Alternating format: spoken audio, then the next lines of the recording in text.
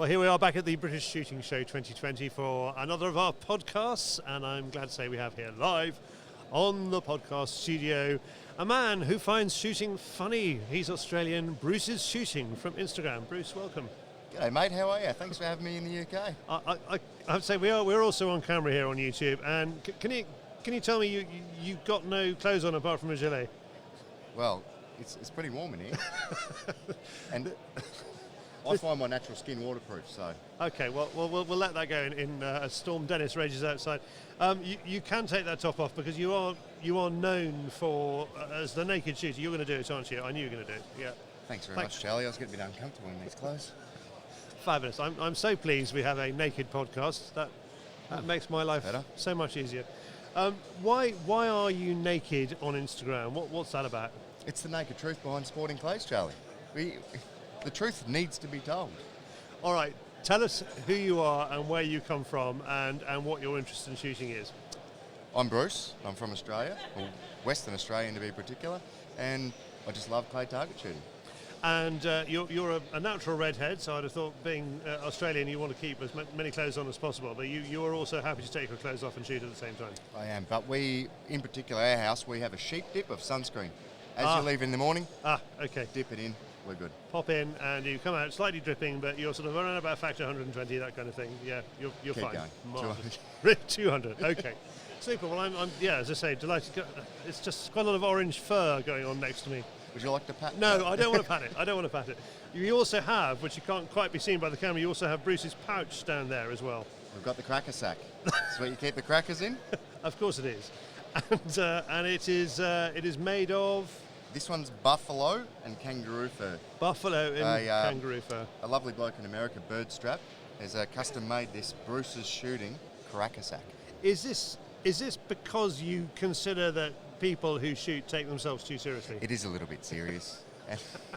Shooting, I mean, we're using guns, we're supposed to take them seriously, aren't we? As you'll find, I've always got all my safety equipment on. Safety is a number one priority. You do always end your little broadcast with stay safe, don't you? Have fun, yeah. Be safe. Be safe, there we go. Hit them all. Hit them all, all right. But you have come up with some extraordinary innovative ideas. Definitely. Look, here's one for you here. Right. This one, we've got Sam Green at the show today, current world FITAS champion. Can't hit a thing. Probably needs one of those. This bloke was shaking in his boots when this device comes out. This is the Lead Evolution Scale Binary Indication and Nanometer Systems, or acronym. Short, the Lesbians. The Lesbians, brilliant. And you say Sam was shaking his boots, was that with laughter? No, he's scared. Everyone's going to be hitting them all. He knows. He's not going to have a job. And tell us how does that work? Well, you've basically got a small, medium and a large lead. Of course. Pick one. It's brilliant. Put the clay on either, we're good to go. So you're 40 yards, 50 yards, 60 yards, you choose a little metal spiky thing and you hit it there and it explodes. We are simplifying shotgun shooting. Now a lot of people are charging fortune for these lessons. No, we're in coat hanger technology straight here, to aren't the we? top of the market, this is it, we're done. They're going to cancel shooting at the Olympics after this, I'm Yeah. afraid. No, I can see that. And the other technique I was very impressed with, and you've given me a baby drop bear. It's a baby drop. I don't know how, that was extremely hard to get through customs, but it's here. They do grow to about 14 foot. Now I've got the Australian world record for drop bear hunting. I see, what was that? It's a 14 footer. A 14-foot drop, 14 and can you just talk through the process? So you have to wait until the bear walks underneath you, is that how it works? They like bait. Now I tend to like, it's a bit of an unknown thing, but they like warm beers. But the ice, you've got to put ice on the warm beers, which attracts them in. It's like it's a scent thing. It's a smell of the ice. Yeah. Yeah, I can see So you that. sit that below your hide or your tree. Yes. You wait for the drop bear to come along. You jump on his back, you wrestle him. You can't use firearms in Australia on drop bears. So a big knife. Is that a sporting thing or is that actually legal? Oh, it's legal, yeah. Oh, it's totally. Yeah. In the correct season, of course. Do you get a lot of bears? I mean, is it mainly koala bears, or do you get other bears as well? It's just koala bears you're after, isn't it? Just koala bears. Yeah, no, I can see. And you got a lot of those, haven't you? So we do have a few. It's kind of a pest control problem, really. It's a herd management thing. Oh yeah, I see. Yeah, okay, good. Correct herd management. Good. You don't want 14 footers breeding with smaller bears. You destroy your community. And do you do that naked?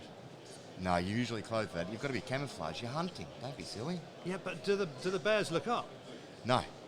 So you Never. could, I mean, technically... They forage on the ground for the bees. Of course, okay. Why would they look up in the sky for bees? So, really, you don't have to... I mean, you could actually do it naked if you wanted to, but You I mean, could. It's a safety thing, probably, isn't it? It is. If you're climbing a tree with branches, you get snagged on something. Big issue. Yeah, it is. It'll wipe the sunscreen off, won't it? Yeah, no, I see that. Yep. Okay, good. No, that makes perfect sense. On Instagram, you have got around about 8,000 followers now, haven't you? Is that right? Oh, far less than that. Oh, good. I'm glad to hear that. And I hope you get a few more from this. What have you got coming up in the clever invention area? There's one coming out next week. How to hit them all. I've devised a new way. A tank.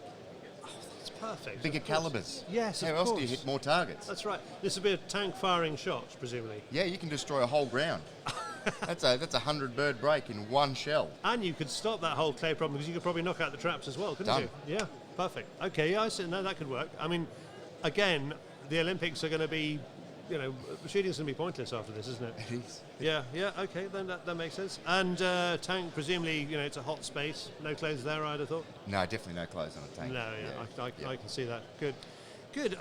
Bruce, are you going to take this onto the comedy circuit, or do you feel you're already there? I don't know. We're here in the UK. It was just a funny idea one night. Thought people liked it. I haven't had social media. I've never had social media in my life, and thought it would just be a bit of fun. So Well, when you say you've never had social media, when did you join Instagram? 2 days before I put the first video up. And it's just taken off. And what's so extraordinary is the guys from the British Shooting Show got you over here because you're actually a sign writer, aren't you? That's correct. I've got a signwriting business. So they found they were out looking for a sign writer who's also a comedian. They found one in Perth, Western Australia, and they flew you over here. Yeah, so they inadvertently got a forklift driver, a sign installer, and a comedian all in one. That's absolutely perfect. Now Aaron, who's producing here, he's on my right. You're a sign writer as well, aren't you? Used to be a sign writer. A very long time ago in another world. Okay, and now tell me, is Bruce what you might call a typical sign writer? Absolutely. Yeah, it's all okay. the fumes, I'm sure of it. It's the fumes. There we are. That explains a lot. While you've been over here, you've also been doing a bit of shooting. I have been doing a bit of shooting. It was a sort of a bucket list item for me to shoot some driven pheasants. So I was invited out on a small syndicate shoot on the very last day of the season. Lovely. And had an absolute amazing time. Really enjoyed myself. Could you see that kind of thing happening in Australia? Because that's not a very Australian way of shooting, is it? It's not at all, no. Was there anything in a traditional driven pheasant shooting day that could be material for you in the future? Yeah. Yeah, do you think? Yeah. You've got guys that are beating in the woods. I don't know, but it reeks of comedy to me. Okay, I can see a few things, I must say. And it wasn't just pheasants, you did other stuff too. We did. I've shot a muntjac Yes. and a roe deer. And this is your first trip to the UK? This is my first trip to the UK. Oh, Yep. you're going to be coming back, I'd have thought. I think I might be coming back, to be fair. The pheasant shooting is quite addictive. Is it really? I really enjoyed myself there. Having to put some clothes on with Yes. a tie and a shirt and getting dressed up to go shooting is an extremely foreign idea. I mean, there's, I have to say, with the bright red beard, there's a Lord of the Rings thing going on here as well. I mean, there's quite a lot of cultural things happening next to me, and not all of it with many clothes on, which is unusual for shooting. Wasn't there a Bruce, the King of Scotland? I think there was a Robert there. Exactly. Robert there? Yep. That was There his may be first some name. heritage there. There we maybe. go. We got maybe able to make a connection. You wouldn't want to take your clothes off in Scotland. You really wouldn't. You have left behind 37 degree heats in Australia. When are you going back home? The 24th, I think we fly out. So not too long now. I've really enjoyed my time in the UK. It's been amazing. It's definitely somewhere I can see myself coming back to. I probably wouldn't move here. We're a bit stiff. Is that the problem? No, your weather's just terrible. Oh, you're right there. You're right there. And when you go back in Perth, have you got the duck season to look for? What are you going to be shooting? It's clay targets coming It's up. all clay targets Yep. for you. Yeah. Yep, coming up to our winter is clay target season, so we will start the wind up of practice and training. Have you had Australians saying, "Bruce, stop it! You're being ridiculous. It's too much. It's too much." Definitely. Good. They all know me though, and I'm just Bruce from down the pub. It's the same bloke. Brilliant. Okay, Australian culture. Bruce is shooting on Instagram, instagram.com/Bruce is shooting. Thank you very much indeed for coming. Mate, absolute pleasure.